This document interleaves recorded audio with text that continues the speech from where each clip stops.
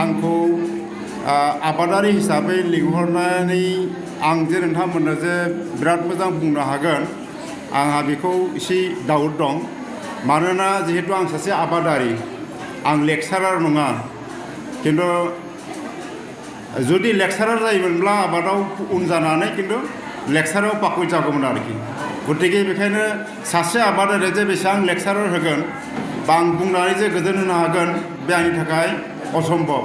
दा जा हक नोंथांमोना एसे एनै सोंनानै लायोब्ला आंहा बांसिन बुंनो हानाय माबाया फैगोन आरोखि दा जिखियानो जादोंला आङो आबादा आंनि माबाया जाहैबाय बिजनेसमेन जाहैबाय गासिबो आबादानोखा आङो 1995 सननिफ्राय आबादखौ जागायदों दिनैसिमबो गारनो हायाखै आं आबादखौ आरो लाइफ टाइम हयथ' जिउ जोबजासिम हयथ' आबादानो थांगोन आंहा आरो दिनैसिम जिबिलाक आबाद मावबाय थादों बांसिननिफ्राय बांसिनसो जालांबाय थादों दिनैहाय हयथ' आंहा 60 एबाब जाबाय बैसोआ किन्तु दासिमबो 60 एबाब बायदि मोनाखै आरोखि आं मानोना बेफोर गासिबो थुलुंगानाय आइ आफा रायजो राजाफ्रा जितु थुलुंगानाय बाख्नायनाय बियो बिराद मोजां आंनि थाखाय मेंनायखौ होआखै आरोखि दा जिखिजाया आं आबादनि आयदायाव फैनोसै दा आङो नोंथांमोन बायदिनो दो दाब्ला आबाद मावग्रामोन 1995 सनाव जोंनि जाथिया जोंनि आबादारिफ्रा जे बेसेबां आवगायदों बेखौ साफ्रोमबो मिथिगौ दा आंबो बिदिनो गामियाव थानानै दो दाब्ला बिदिनो मावबाय थानाय आरो आंनि न'खरनि अबस्थाया बै समाव जों जेब्ला उन्दै उन्दैमोन दानि परिबेस आरो बै समनि परिबेस बहुत डिफारेन्स आकाश पाताल दिन माने सान हर जों बै समाव दानि जितु परिबेस दालिजों ओंखाम लाब्रा जिबनाव मोनजाफेरामोन जों सब समय खिस्रिजों थानांदों माइरं बाथिसे होबाय जोगोनार थाइसे होबाय बिदिनो एखमबा खुमब्रा थाइसे माइरं बाथिसे बिदिनो अन्तत 15 बोसोर बैसोसिम बिदिनो थानांदों आरोखि बेनिफ्राय 1995 सनाव बे आबादनि ढौआ मानो फैखो जोंनि जायगायाव अत्याचार जिब जुन्थुनि उपद्रब मैदेरनिफ्राय गासिबो आरोखि जिहेतु जाहारजों नांजाबनाय जेरैहाय दा बैयाव बगामाथिया जेरखमै मैदेर माजों जन्थुजों माबा जायोना बेबायदि आरोखि बिनिख्रुइ बांसिन आरो एखे नांजाबनाय आरोखि जोंनि उसुंसेन होनजायो दा बै समाव जों आबाद मावनायनि जोंनि आफामोनहा आबाद मावनायनि खुनु माबा मोनाखै आरोखि परिबेस मोनाखै जिखिजाया मावबानो गासिबो मैदेर बा हाग्रानि जिब जुन्थुफ्रा फैनानै नस्थ' खालामजोबो आरोखि दा नैबे 1995 सननिफ्राय आबादनि ढौ फैनायनि कारना जाहैबाय जिहेतु जोंना आबसु आन्दलन जादोंमोन ना आबसु आन्दलना हप्तासेयाव जागायदों खोमा बिनिफ्राय जोंनि खाथिनि जितु जाहार बियो एकेबारे गय बागान बायदिमोन आरोखि दंफांफ्रा दा बे दंफांफोरखौ कमप्लिटलि 2 नम्बरिया दिनैबो दानो गाबोनबो दानो बिदि दाननानै जेब्लानाखि लांदां जाबाय अब्ला मा जाहैबाय हादान सिफायनांगौ हादान सिफायनायनि जेब्ला ढौ फैबाय दा बेबायदिनो हादान सिफायबाय अब्ला मा जाहैबाय जोंनिफ्राय जिब जन्थुफ्रा गोजानाव थाहैबाय अन्तत जोंनिफ्राय 3 किल'मिटार भितराव जुदि मानसि हाबबायब्ला जिब जन्थुआबो 3 किल'मिटार भितराव थांबाय दा अब्ला बिनिफ्राय जोंनाव एसे जिब जुन्थुनि उपद्रबा खमायबाय आरोखि बिनिफ्राय मा जाहैबाय बे हादान सिफायनायफ्रा हाग्राया थाब जिनांगौ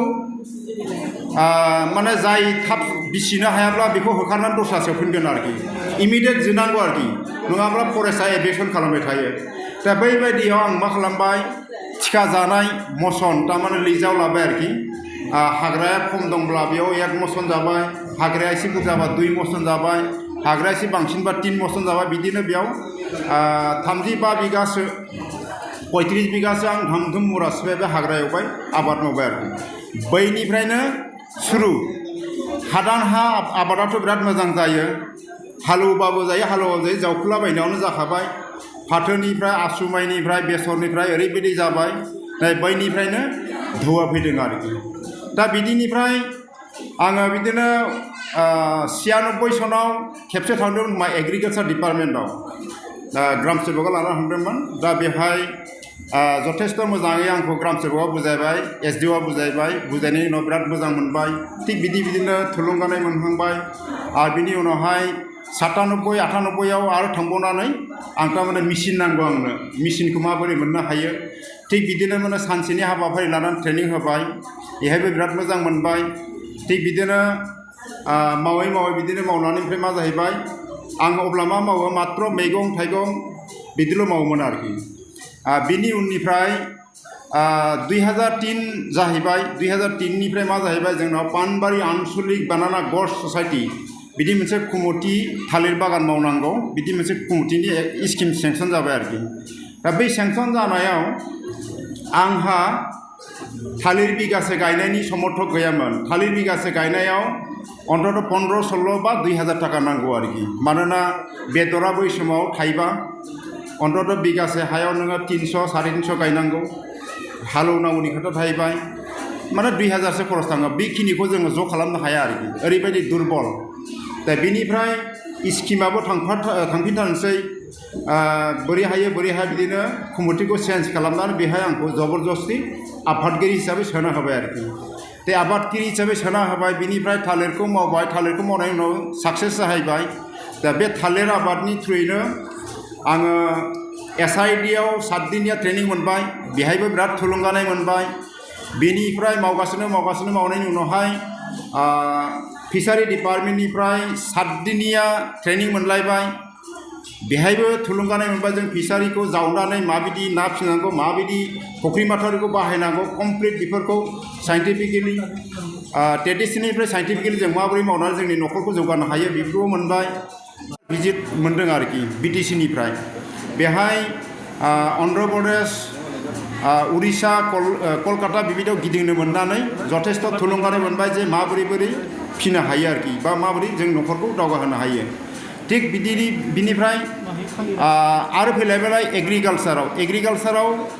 जोङो फार्स्टआव मावदोंमोन बङाइगाव डिस्ट्रिक्ट हिसाबै नेक्स्टआव मावलायबाय चिरां डिस्ट्रिक्ट हिसाबै जोंनि लाइफआव मोनब्रै डिस्ट्रिक्ट सोलायदों प्रथमाव जाहैबाय गवालपारामोन बिनि उनाव धुबरी बिनि उनाव क'क्राझार बिनि उनाव बङाइगाव बिनि उनाव चिरां मोनब्रै डिस्ट्रिक्ट जोंनि लाइफआव सोलायबाय आरोखि दा थिग बिदिनो बङाइगाव डिस्ट्रिक्ट हिसाबै मावदोंमोन बिनि उनाव चिरां हिसाबै आनारस मावबाय दा आनारस हिसाबै मावनानै बेहायबो बे आनारस स्किमनि थ्रुयै कयलान इउनिभार्सिटियाव ट्रेनिं मोनबाय जे जों माबोरैहाय फिथाइ सामथाइ आबादखौ मावनानै जों माबोरैहाय फुलि बानायनांगौ बेखौ ट्रेनिं मोनबाय बिराद मोजां थुलुंगानाय मोनलायबाय थिग बिनिफ्राय 2010-11 निफ्राय माने सार्टिफिकेटआ मोननो सुरु जाबाय आरोखि माने बान्था होनायफ्रा बिनिफ्राय आरो मा जाबाय 10-11आव आरो जबरदस्ति फैबाय मोनसे सेरिकालसार डिपार्टमेन्ट जोंनाव BTCआव मोनसे भिजिलेन्ट टीम दंमोन ओमफ्राय भिजिलेन्ट टीमा फैनानै जोंनाव नुबाय मा गासिबो दंजोबो खिन्थु सेरिकालसारा गैया आरोखि दा सेरिकालसारखौ नोंथाङा लाबोनांगौ बे सेरिकालसारनि प्रजेक्टखौ होननानै दा सेरिकालसारखौ आंनो होबाय आं बेहाय फार्स्ट लाबोनानै सेप्लिं लाबोनानै प्लान्टेसन खालामबाय फुलि गायनायनि उनावहाय बिदिनो एम्फौ फिबाय आरो बिदिनो बिदै बानायबाय बिदिनो फुलि बानायनायनि आरम्भ होबाय दा सेरिकालसारावबो आं मा खालामबाय फुलि बानायनानै ओजोंहाय अरुणाचल हैबाय नागालेण्ड हैबाय मेघालय हैबाय ओजोंहाय सिक्किम हैबाय थिग बिदिनो जथेस्थ मोजां माने सेरिकालसारावबो खामानि मावबाय आरोखि आरो बिदिनो एम्फौ बिदैखौ आङो मणिपुरसिम फ्लाइटजों हरनायसिमबो लाहैबाय आरोखि थिग बिदिनो जथेस्थ मोजां जाहैबाय थिग बिदिनो 2015-16आव कर्नाटक माइसराव नेशनेल एवार्ड मोननायनि आरम्भ जाबाय आरोखि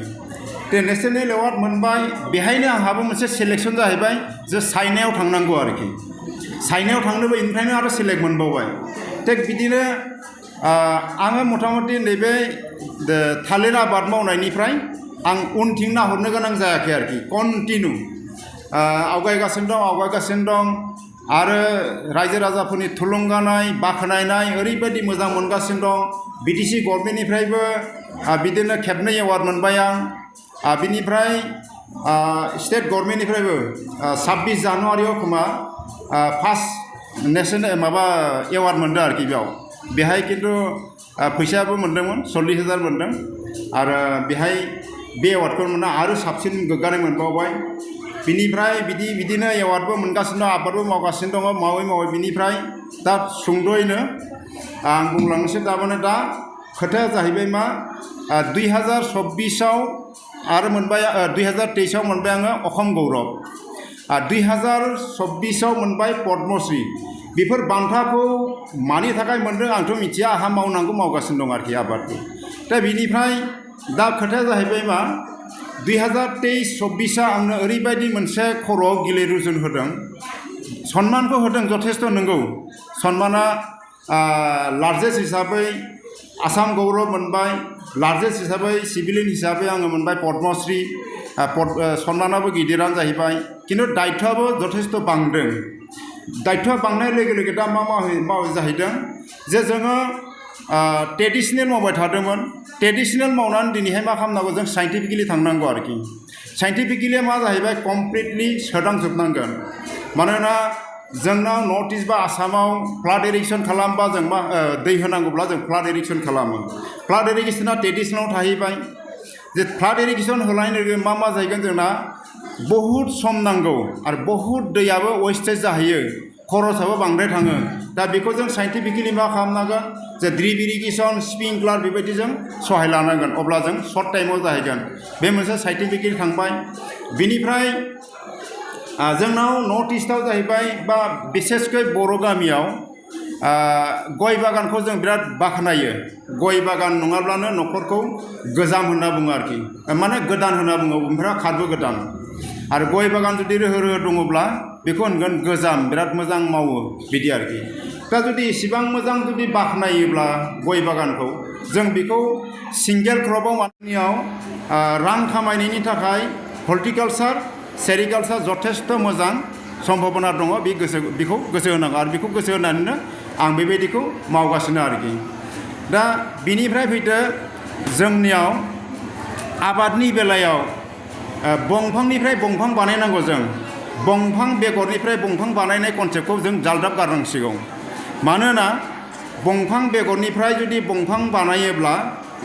5-6 बोसोर वेट खालामनांगोन आरो सेम फिथाइबो जों मोननाय नङा बंफांनिफ्राय बंफां बानायनाय लोगो लोगो मा जाहैगोन 1 बोसोर नेक्स्ट बोसोरावनो जों बिनि क्रपखौ मोनगोन आरो सेम क्वालिटि मोनगोन बियो मोजां जाहैबाय आरो बेखौ मानो गायनांगौ खेबसे गायनाय लोगो लोगो जोङो 30-40 बोसोर मोनजाबाय थागोन मात्र मेनटेनल' खालामबाय थानांगोन आरोखि नोङो आरो बेनो जाहैबाय गासिबो completely double crop double income दा बिदिनो आं